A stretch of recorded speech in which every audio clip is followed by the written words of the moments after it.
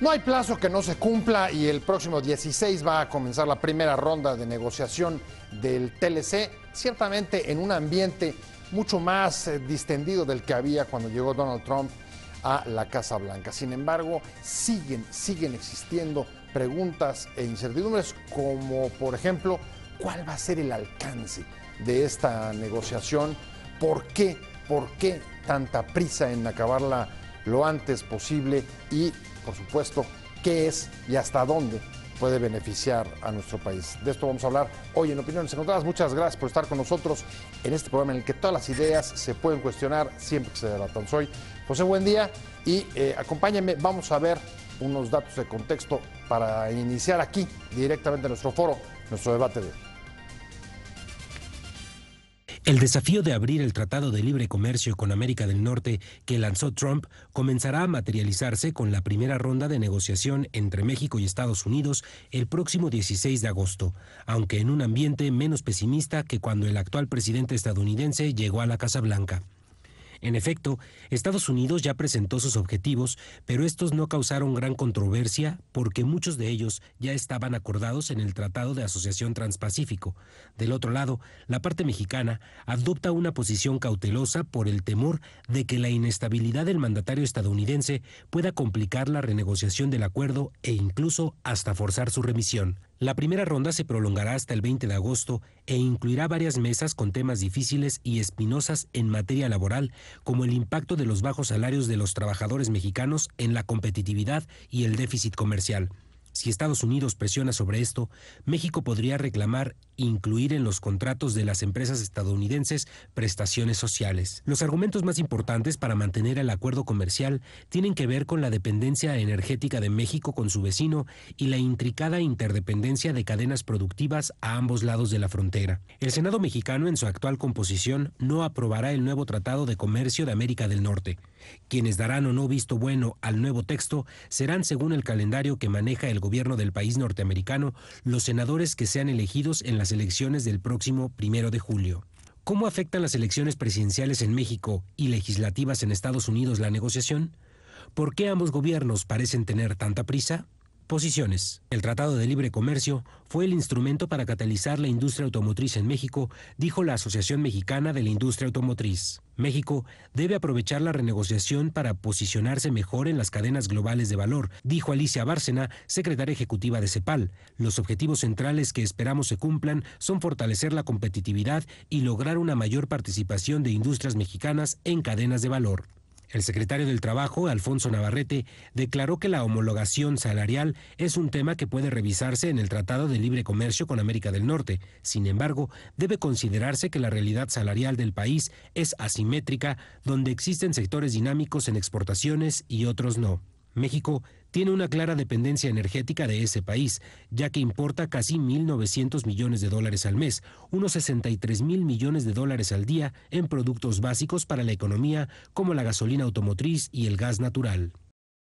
Buenas tardes, arrancamos con Opiniones Encontradas. Muchas gracias por estar con nosotros. La próxima semana no hay plazo que no se cumpla ni fecha que no llegue, empieza la negociación del TLC, la primera ronda. Muchas gracias, José Luis de la Cruz, presidente del IDIC, como siempre, especialista en temas de economía, de industria, de competitividad. Muchas gracias por estar con nosotros como siempre. Gracias por la invitación. Un placer. Y por supuesto, Fausto Barajas, como todos los miércoles, colaborador permanente en este programa y además un experto en estos temas de economía. ¿Qué tal, Pepe? Buenas tardes. ¿Qué tal, José Luis? Muchas gracias. Gracias a los dos. Y si quieren, empecemos, José Luis. La verdad es que da al menos la impresión que el ambiente en el que se va a poner en marcha la negociación es bastante más relajado o menos intenso de lo que había en términos de amenaza cuando llega Trump a la presidencia, pero al mismo tiempo las declaraciones del gobierno mexicano han sido, sobre todo, pues, señalar que no bajen la guardia porque temen la inestabilidad de Trump. ¿Es que crees que esos sentimientos o esas actitudes tendrían que ser las que encuadren este inicio de negociación? Bueno, yo creo que lo primero es la relevancia para México del Tratado de Libre Comercio es, si me permite, de seguridad nacional. ¿A qué me refiero? Las exportaciones que enviamos a Estados Unidos representan cerca del 27% del PIB mexicano. Es decir, es una cifra considerable, y cuando agrupamos también las importaciones que realizamos de aquel país, evidentemente que nos dan un marco económico que permite justificar, junto con lo que está asociado, inversiones, empleo, la relevancia de este tema. Energético. En esto que se va a incluir, es decir, el Tratado de Libre Comercio hoy no incluye este tema. Sin lugar a dudas eso va a estar en la mesa de negociación, ya Donald Trump lo puso en sus objetivos, y esto en contexto lo que nos marca es un tratado en el cual México ha funcionalizado los últimos 23 años su relación con Estados Unidos, en donde además hay también el tema canadiense, que por ejemplo en la parte minera con México tiene fuerte relevancia, sí. Y en conjunto esto lo que nos plantea es, nos justifica la cautela con el gobierno mexicano está abordando el tema, la trascendencia del mismo. ¿Por qué? Porque al final del día aquí lo que se va a acabar dirimiendo es el 80% de lo que exportamos al mundo, el 50% de lo que compramos, el 50% de la inversión extranjera directa que llega al país viene de Estados Unidos, pero cuando nos vamos a la manufactura, por ejemplo, esa cantidad puede subir hasta el 70-75%. Hay estados de la República, Aguascalientes, Guanajuato, Chihuahua, que viven de lo que se exporta a Estados Unidos, de las cadenas productivas que se han generado allá. 50,000 camiones mexicanos, bueno, de México y Estados Unidos cruzan la frontera diariamente para funcionalizar este comercio. Entonces, es un tema importante, trascendental, hay que ser cautos, porque estos vaivenes que ha tenido el gobierno norteamericano de cómo aborda el tema, no nos deben distraer de que a final de cuentas el contenido de las propuestas de Donald Trump sí tocan puntos que pueden ser delicados para nuestro país. Ahorita voy a meter los puntos, pero déjame contrastar con Fausto los 18 objetivos que ya planteó el negociador comercial estadounidense y el Congreso. No sorprendieron demasiado, más bien se recibieron como parte, digamos, de lo que ya se había estudiado, incluso acordado en el marco del TPP. ¿Tú crees, una, que sí se justifique que sea un tema que se aborde, como dice José Luis, como un asunto de seguridad nacional? Y dos, que a pesar de que los objetivos que está planteando no son los sorpresivos o lo dramáticos que se pudiera haber augurado, hay que mantener esta actitud de cautela de parte del gobierno mexicano? No, sin lugar a dudas. El tema de seguridad nacional creo que sí es relevante. Como podemos poner la relación con los Estados Unidos, es la relación más importante que tiene México, creo yo, desde el punto de vista político y comercial. Creo que la cautela que está teniendo el gobierno mexicano me parece sensata, y más que cautela es la experiencia que tenemos. Sin duda México tiene un gran equipo de negociadores con gran experiencia, que entienden bastante de muchos de estos temas que se están poniendo sobre la mesa, y creo que están considerando con experiencia, viendo cómo va a ir enfrentándose a esta situación. Supongo que lo que más nos debe preocupar como gobierno y como país, más bien son los vaivenes de la Casa Blanca y de quién es el presidente de Estados Unidos, más que la relación a nivel de gobierno. La inestabilidad de Trump. Sin duda, ¿no? Los tuitazos y un día el cambio, o sea, que puede estabilizar las cosas y puede tirarte en algún tema la negociación hacia otro lado y que genere rispidez. Y en el contexto que hay que meterle, que México también entra en un proceso electoral ya, prácticamente arranca a mediados de septiembre el proceso. Pues casi después de fin semana de la Asamblea del PRI, pero bueno. Y eso sin duda va a jugar también cómo se vaya desenvolviendo la negociación y también cómo vaya siendo la reacción del propio presidente Trump, más que del gobierno americano, del presidente, cómo empieza a mandar señales en estridentes y que también aquí genere estridencia por eso el nos tema asustamos político. con lo de Márquez hoy. No, bueno, a ver si no era parte de los movimientos alarmistas que suelen anteceder a sus negociaciones, pero dice Fausto, José Luis, que los negociadores mexicanos entienden bien el tema. Y yo te preguntaría, ¿tú crees que el enfoque o el encuadre que están teniendo los dos países respecto de la trascendencia, o más bien de la necesidad de la modernización, que es una palabra que se ha utilizado mucho, del Tratado de Libre Comercio, está reflejando ese entendimiento para resolver problemas de fondo que sí existen en la relación bilateral? Bueno, yo creo que si tomamos que de saque fue el gobierno norteamericano, y coincido, Donald Trump fue el que propició estos cambios, me parece que partimos de que no hay un entendimiento de la realidad global. ¿A qué me refiero? ¿De ninguno de los dos? De ninguno de los tres, porque hay que incluir a Canadá. Perdóname, sí. De acuerdo. ¿En qué sentido? ¿A qué me refiero? Donald Trump quiere recuperar empleo, quiere recuperar inversión, sin darse cuenta de que parte de esto se fue a China, se fue a Asia, y otra parte fue el progreso tecnológico el que acabó generando ese desplazamiento en las manufacturas. Estados Unidos cometió el error que muchos países también hicieron de dejar la industrialización, la manufactura en manos de Asia. Entonces no incrementaron competitividad, no incrementaron productividad. Entonces él parte viendo hacia el pasado, su visión es del pasado, cómo recupero lo que perdí.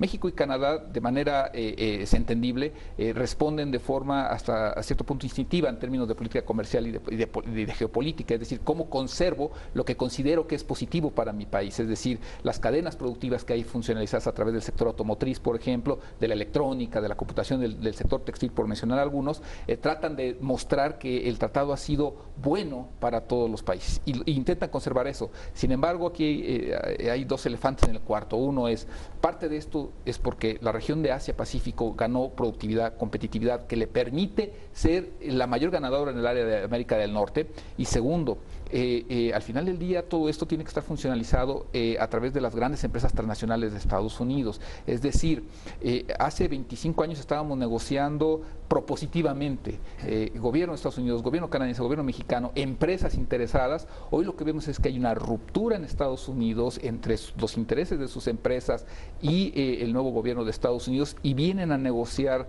con los otros dos gobiernos aspectos que ni ellos han logrado consolidar. Y entonces, en este sentido, me parece que el gobierno mexicano tiene experiencia, nuestros negociadores tienen experiencia en esta parte comercial. Lo que habrá que observar es cómo logran insertarse en este juego geopolítico y comercial. José Luis, tú acabas de describir bien, digamos, la parte de afuera. La parte de adentro, por poner un ejemplo, está el sector automotriz, que ha sido uno de los más beneficiados por el TLC, Fausto, y lo que está diciendo es justo lo contrario, aunque la línea, lo que decía José Luis, es no lo toquen, estamos de maravilla, vamos a conservarlo tal como lo logramos. Eso es lo que está pidiendo el sector automotriz a los negociadores y por supuesto al gobierno mexicano. Es posible que el gobierno mexicano logre, digamos, en el mejor de los casos, mantener lo que había, lo que había. O si no, imagínate el conflicto también con los empresarios locales. A ver, como decía José Luis, hay ahí un tema que quien abre la negociación es el gobierno norteamericano y responde a un tema muy diferente como se negoció el tratado en su origen. Y creo que eso cambia todos los términos de la negociación y creo que hay una incertidumbre de que si te tocan o no. Como decía, la capacidad técnica para negociar del lado mexicano, yo creo que está, y yo creo que es de las más acreditadas relativo a lo que tienen a lo mejor los canadienses y los americanos hoy en día.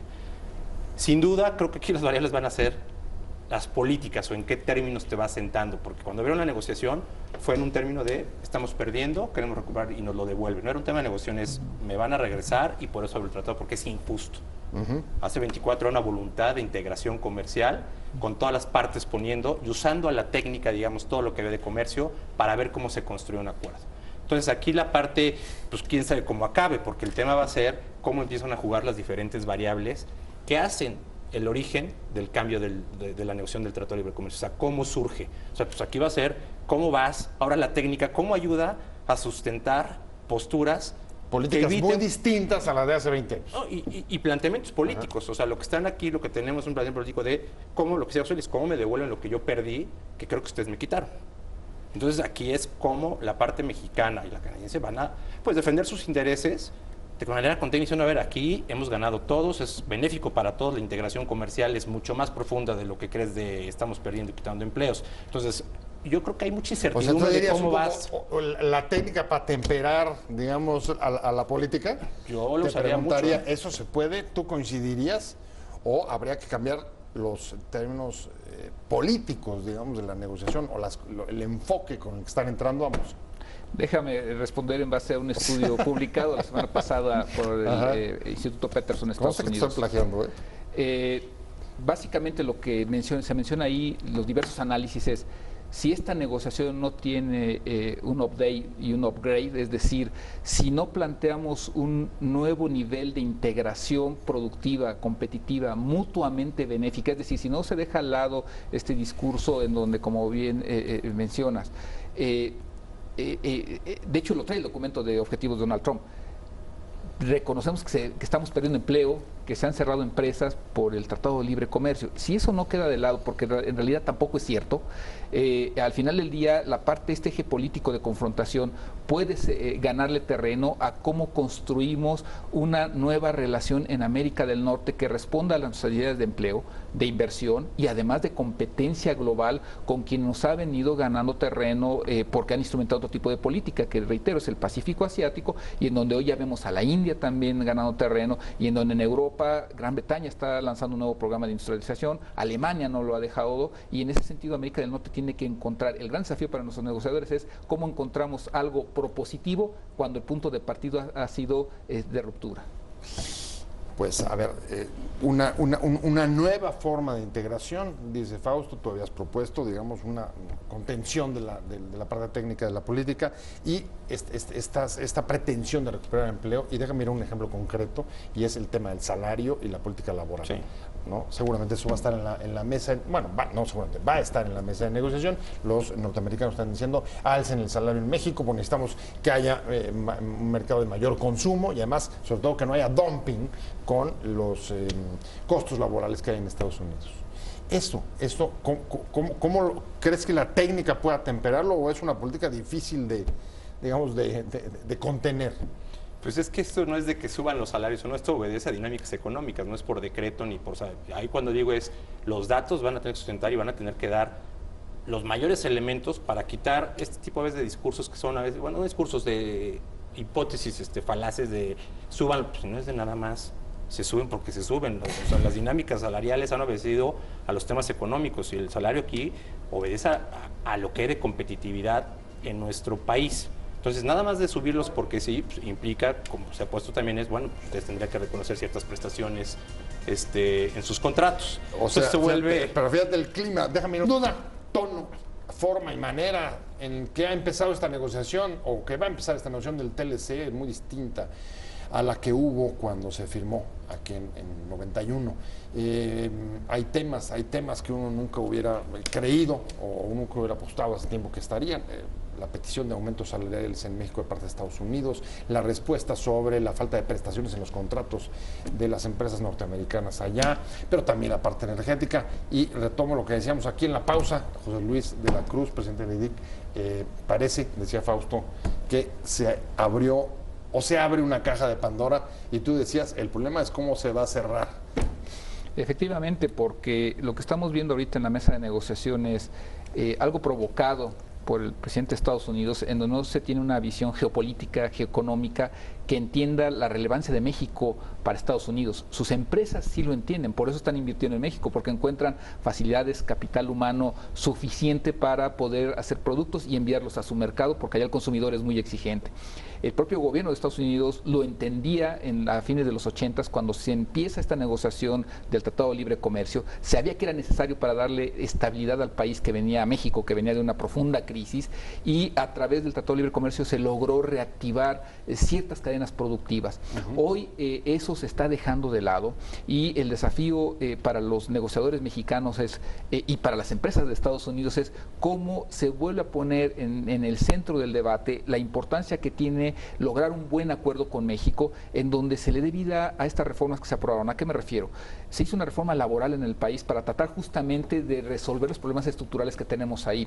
Hicimos una reforma energética para tratar de vigorizar, abrir la economía, darle funcionalidad a un sector estratégico, y también cambios fiscales para justamente que México avanzara. Es ahora cómo con ese trabajo ya hecho desde nuestro país, esta renegociación puede generar una mejor integración productiva para América del Norte, y en ese sentido es prioritario que Estados Unidos vea la necesidad de esa sociedad más propositiva. La verdad es que puede ser, si sigo las palabras de Fausto, no sé si tú coincides, perdón, de José Luis, una oportunidad. Una oportunidad, si entendemos que aquí también quizá el modelo que habíamos ido con el tratado original, el modelo de maquila, salarios bajos, también estaba agotado. Sin duda. Sin duda es una oportunidad. Creo también relevante es que entonces, ya que estamos ante esta oportunidad, no lo metamos ni lo estructuremos dentro de los tiempos políticos del cambio de administración en México, en el cambio político en Estados Unidos y lo que tenga en Canadá. ¿A qué voy? Hay que tomarnos el tiempo, como ocurrió entonces a principios, bueno, cuando se negoció el Tratado de Libre Comercio en el 91, el tiempo que se requiera para que los temas estén lo mejor negociados, con los mejores resultados para América del Norte como zona, y que los países puedan poner los temas con el tiempo que se necesite, y que no se privilegie un tema de cerrar el acuerdo o llegar a algo con tal de decir que se logró una negociación, que es a mí lo que entonces te empieza a causar un poquito de temor, que acabemos en algo subóptimo cuando estamos generando y empieza a reconocerse que pues, es a lo mejor adecuado darle una revigorización al Tratado de Libre Comercio. Revigoración implica tomemos el tiempo necesario para hacer que lo que se esté negociando se negocie como lo mejor que se pueda para las tres partes. Digo, está esta parte nueva que es la energética. Es una parte pues prácticamente que tiene que agarrarse de cero pues sobre las partes, que no estaba incluida, estaba contemplada, pero todavía no estaba abierta en la parte de México. Hay una reforma en México que está en proceso de implementación, y bueno, aquí en México tienes claramente a uno de los contendientes diciendo que la quiere tumbar. O sea, entonces todo ese tema, ¿cómo te entra? Cuando se hizo la negociación en el 91, bueno, las protestas que había en México cuando se hacía, sí, el contexto social creo que es un poquito más complicado que en esa época ahora en México. Entonces, ¿dónde vas a meter esto? O sea, y de tal manera que regreses y puedas meter al genio a la lámpara, con los mejores resultados. Creo que va a ser el tema. Ahí de lo que dice Fausto veo preocupaciones, José Luis. Acabo de escuchar declaraciones del presidente del Consejo Coordinador Empresarial diciendo, oiga, por favor, espero, eso creo que le decía a los negociadores mexicanos, o sea, al gobierno, decía, espero que esto lo entiendan como un asunto de Estado y no como un asunto de gobierno o de asuntos electorales, que subordinen una negociación de esta trascendencia a objetivos, digamos, partidistas o electorales. ¿Tú ves ese riesgo que sea parte de lo que tanto Estados Unidos como México, los gobiernos de ambos países, nos metan en una mala negociación, un mal resultado, mediocre o limitado, después de abrir la caja de Pandora para tener eso, un papelito, una obra que inaugurar el 1 de julio en Estados Unidos y luego que es 7 acá, ¿no? Sí. 7 de julio acá. Mira, yo creo que sí hay un riesgo. ¿En qué sentido? Algo que le estamos pidiendo a Donald Trump es una visión de estratega, de interés regional que esté también respondiendo a su interés nacional. A nuestros negociadores tenemos que pedirles también un sentido similar, es decir, cómo a través de entender la relevancia de América del Norte y dentro de eso la relevancia que esta relación tiene para nuestro país, lo que tenemos que garantizar es un resultado positivo, porque esto involucra la vida y el desarrollo de millones de personas que a través del empleo, la inversión, lo que se comercia, dependen de esto. Por lo tanto, tiene que ser algo que se genere con visión de Estado. Una visión de Estado, por lógica, es de mediano y largo plazo, en donde no necesariamente esto tiene que estar atado a intereses políticos. ¿Cuál es el problema que tenemos en el país? Tenemos una debilidad institucional. O sea, lo que se está observando, el riesgo que se está observando es de que si en la elección del año que entra gana alguien que no comparte la lógica de apertura económica, de integración, de competitividad, de los cambios que se han hecho en las reformas, que en un momento dado eso pueda generar un viraje a algo que es muy relevante. Pero paradójicamente yo pregunto, a lo mejor no comparte algunas concepciones, pero a lo mejor dice, respecto a la subida de los salarios, perfecto, adelante. Estaría de acuerdo. Y a lo mejor varios de los objetivos que plantea el propio documento norteamericano no lo rechazaría López Obrador. Pregunto. Digamos que lo que estamos asumiendo es que ese es el riesgo. Pero me parece que lo estamos asumiendo sin tener realmente evidencia de que eso pudiera ocurrir. Es decir, al final del día, el punto aquí es de que nuestra vida institucional, es decir, hoy en Estados Unidos, si pongo este ejemplo, llegó un presidente que quizás no tenga las mejores habilidades, quizás ni siquiera la habilidad de política exterior y política interior. Sin embargo, las instituciones, la Suprema Corte, sus propias empresas, lo están llevando a que, ver, sí quieres esto, pero vente para acá porque esto es, Estados Unidos va hacia allá. En México la carencia de esa solidez genera incertidumbre y genera miedos que a lo mejor son infundados. Menos capacidad, digamos, para contener cualquier viraje brusco, por decirlo. El inicio de la renegociación del TLC, Fausto Barajas, comentaba José Luis, hay un problema, digamos, dentro de las asimetrías, no solamente diferencias en la forma de entrar a la negociación respecto a la que había en 91, también institucionales. ¿no? El temor de que aquí un cambio de gobierno, un viraje, por ejemplo, con un gobierno más de tipo nacionalista, como el que propone el observador, pudiera digamos, no funcionar igual que otros a la hora de renegociar el tratado con Estados Unidos. No, pues, sin duda, el problema no es si es nacionalista o no, pues sabríamos a qué atenernos. El tema es, en el caso del observador, igual que Trump, es la incertidumbre de qué te vas a tener. O sea, yo creo que ahí el tema es, si ocurre eso, sí tienes riesgos porque no sabes qué esperar. O sea, como bien dices, bueno, la parte laboral a lo mejor sí, en la parte energética no. Entonces, si esto, que lo debemos poner en perspectiva, y lo comentábamos ahorita, cuando se negoció en el 91, la negociación de eso, prácticamente cambió el rumbo y definió el rumbo de América del Norte en términos económicos cuando se firmó el Tratado de Libre Comercio.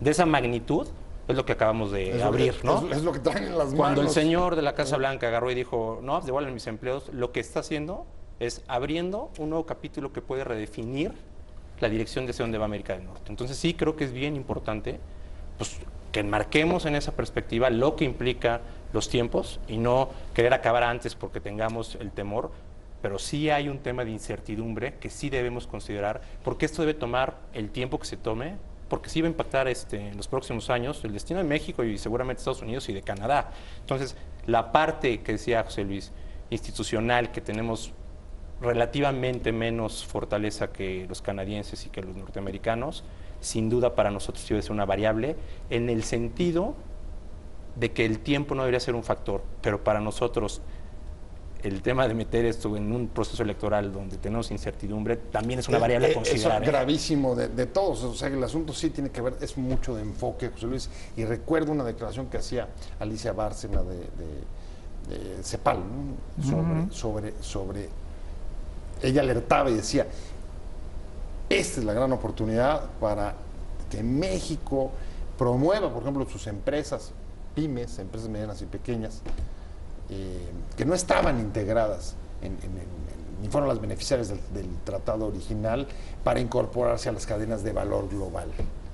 ¿Tú crees que eso se está viendo? ¿Tú crees que eso es lo que, digamos, la visión que está permeando? O estamos, o no podemos ir, como dice Fausto, fuera de foco hacia, digamos, los intestinos electorales. Yo creo que no le debemos pedir al tratado lo que no estamos haciendo internamente. Okay. ¿A qué me refiero? Dura. 96% de nuestras unidades económicas en el país son microempresas de menos de 10 empleados. La mayoría, por definición, está en la informalidad. Bajo valor agregado, bajo capital, no se van a poder integrar a las cadenas globales de valor. Segundo, las pequeñas y medianas que tienen un poco más de posibilidad, pues necesitan un esquema de financiamiento fiscal, seguridad, infraestructura, educación, o sea, el capital humano que necesitamos para competir. Es decir, tenemos que hacer la tarea interna para entonces, a través de los tratados de libre comercio, y ya no nada más aquí del de América del Norte, que es el más relevante, funcionalizar cómo nuestros productos, nuestros servicios compiten mejor en el mundo. Entonces, lo que tenemos que hacer es una tarea interna de un programa de desarrollo que tenga estas vertientes que menciona Alicia Bárcenas, pero eso lo tendríamos que vincular a los acuerdos, pero haciendo la tarea propia. Yo creo que ahí el tratado no va a llegar hasta allá porque eso no va a incidir en nuestra política económica interna a esa profundidad. O sea que dos riesgos o dos rubicones, por decirlo de alguna manera, Fausto. Una, sí, como dice el secretario de Economía, nos dormimos en nuestros laureles durante un buen rato y el otro es querer resolverlo políticamente a pesar de no tener consensos políticos. Perdón por ponerlo tan complicado, pero vienes. Sí, a ver, ahí sí confío que lo que decíamos, tenemos el equipo de negociadores bueno, creo que el gobierno le está entrando con cautela, creo que en sus variables de negociación, aparte de considerar al individuo de la Casa Blanca, considerar los factores aquí políticos en términos de la negociación, que puede acelerar que digas, oye, hay que acabar, no vaya a ser que, pero más también hay que decir cómo podemos hacer que esto salga muy bien para México sin que los tiempos nos ahorquen y nos maten, ¿no? Independientemente de lo que pase aquí en México en el 18, ¿no? Creo que ahí es donde tiene también el gobierno que considerar las variables internas y los riesgos, ¿no?, que pueden tener. Bueno, a ver, yo me imagino que según el calendario que pusieron los norteamericanos, ellos saben que no va a ser este Congreso el que apruebe el TLC, ¿o tú qué crees? Sería muy complejo, yo ahí coincido. O sea, si si los propios Estados Unidos tienen una expectativa que de esto se pueda resolver en 4 o 5 meses, se estarían equivocando, porque al final del día los temas son de tal dimensión, la parte laboral, la energética que no está, la parte de medio ambiente, pequeñas, medianas empresas, es decir, son demasiados ejes. Reglas de origen, solución de controversias. Y que además nos quieren meter al marco legal de Estados Unidos, así lo tratan de hacer, es decir, son demasiados ejes en donde la exigencia que tendrías sobre tu sistema productivo en América del Norte y particularmente en el de México, que es el de menor competitividad y el de menor productividad, sería muy grande para que pueda adaptarse exitosamente. Y ahí reitero, el punto es que con este acuerdo lo que queremos es resolver los problemas en donde el mercado nos lo están ganando los productos asiáticos. Entonces, si de aquí no generamos algo que se lleve 2 o 3 años para estructurar una estrategia mucho más integrada, lo otro va a seguir ocurriendo. Tendremos nuevo tratado que no va a solucionar el problema. Pues ahí están las posiciones. Muchas gracias, Fausto Barajas. Muchas gracias, José Luis de la Cruz. El 16 estaremos atentos al inicio de la negociación. Se extiende hasta la primera ronda hasta el 20 y luego vendrán las siguientes. Vamos a darle cobertura. Y muchas gracias a usted por haber estado con nosotros en la primera sesión de contrato. Nos vemos.